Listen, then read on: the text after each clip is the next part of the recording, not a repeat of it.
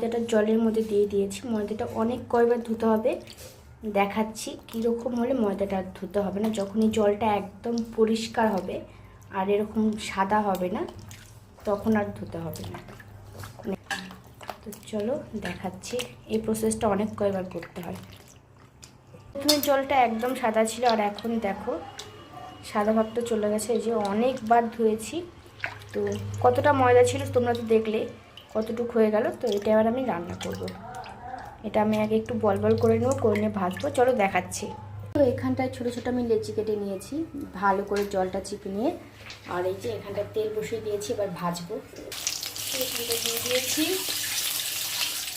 এই যে এখানটায় দেখতে পাচ্ছ কতটা ফুলে গেছে, সেই জন্য ছোটো ছোটো করে লেচি কেটেছি।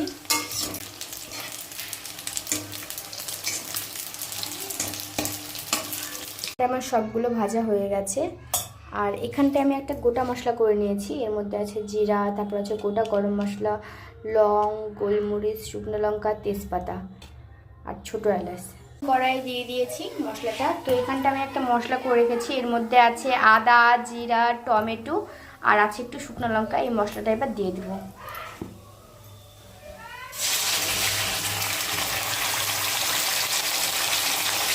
আমি এর মধ্যে হলুদ দিয়ে দেবো। এর মধ্যে কষারি মেথি দিয়ে দিলাম। এই মশলাটা ভালো করে কষাবো।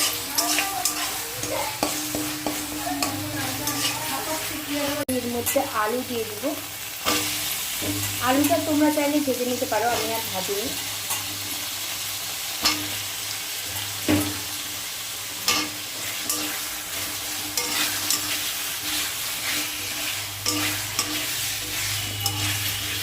আমি এর মধ্যে লবণ দিয়ে দিব।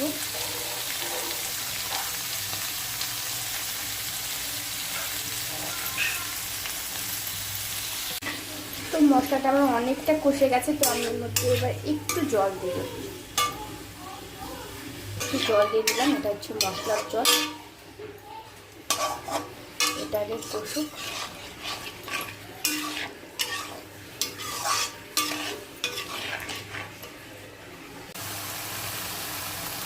এবার যে ময়দার বড়াগুলো ভেজে রেখেছিলাম ওগুলো দিয়ে দিলাম।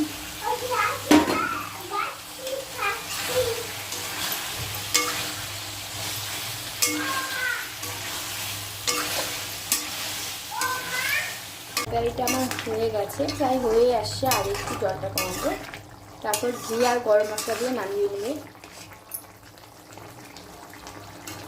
হয়ে গেছে আমার ময়দার সবজি। আমি জানি এই রেসিপিটা সবাই পারে, হয়তো সবাই করে নিয়েছে, আর আমি একটু আমার মতো করে চেষ্টা করলাম অন্যরকমভাবে। তো জানি এই সবজিটাও বেশি খাওয়া উচিত না, আমি তোমাদের পুরো বেশি খেও না, অনেক দিন পর একবার করে খেও, ঠিক আছে। তো এই ভিডিওটা এখান থেকে শেষ করলাম। সবাই ভালো থেকো, সুস্থ থেকো, টাটা সবাইকে।